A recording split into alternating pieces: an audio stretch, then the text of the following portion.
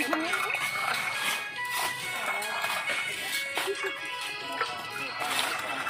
ี่ผ่านกฎระบบได้ให้ตอนนี้เกิดขึ้น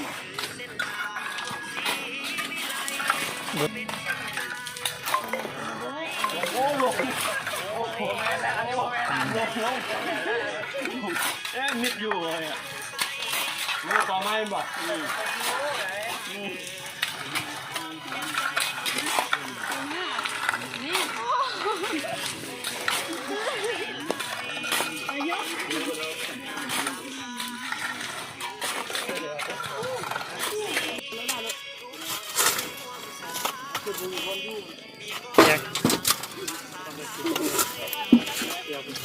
เที่ยวเดียวไว้เนี่ยเวียกงานพัฒนาชนบทเด้อที่กำลังพุดขนโบแฮอยู่เนาะปัจจุบันนี่เพราะว่าเพื่อนว่าอีกจัก5 นาทีเราสิเห็นคุมค่ำอยู่ในหันแล้วว่าสิตอนนี้เพื่อนกำลังสู้เอาสู้เด้อเป็นกำลังใจให้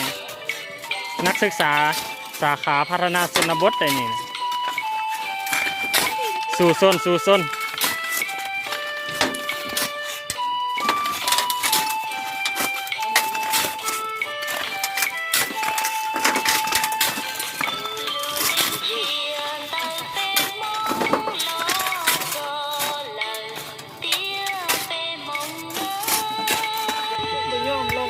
อาจารย์ผู้ชมอาจารย์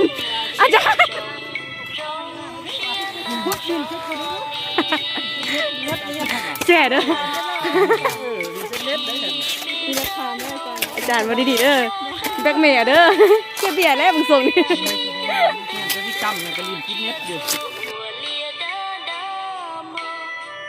เป็ดนี่งามเนาะเป็ดนี่เนาะนี่วิธีชีวิตชนบท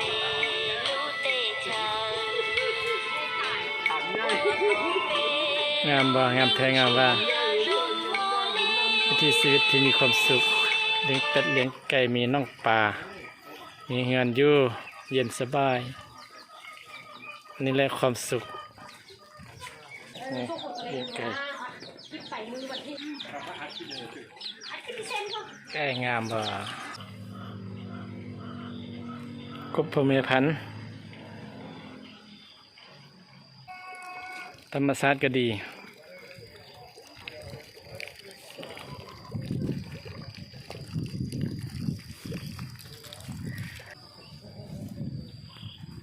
ผสมประสานหลากหลาย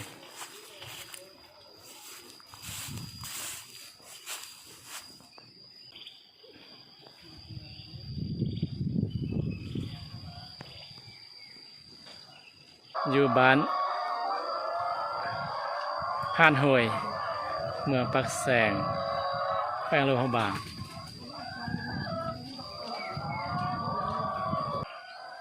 เฮ็ดแบบง่ายดาย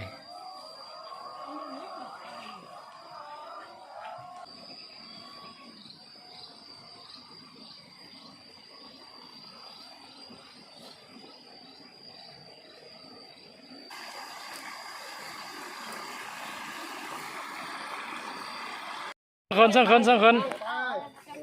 โอ้โหอันนี้แหละการพัฒนาชนบทนะประกอบส่วนช่วยสังคมในนี้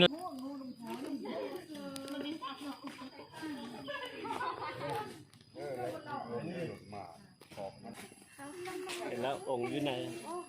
กูยังบ่ทันสาขาพัฒนาชนบทก็มาลงหักท่านมาเฮียนมาเลยพัฒนาท้องถิ่นวันนี้มัธมิตร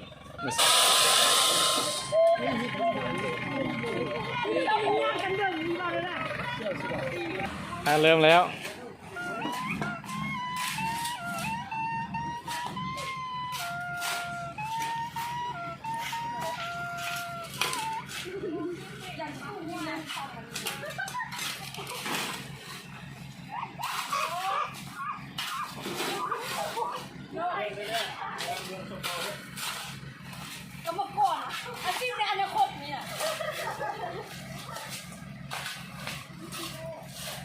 Thank you.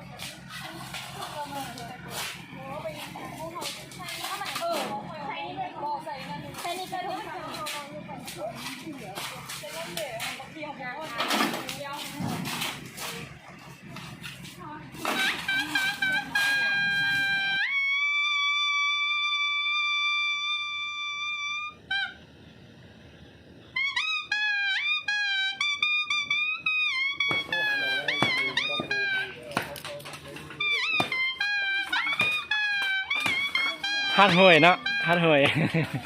ขึ้นซื้ออยู่ไปนั่งแม่นั่งแม่นั่งแม่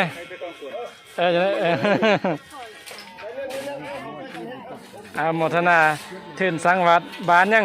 หวยเมืองปักแสง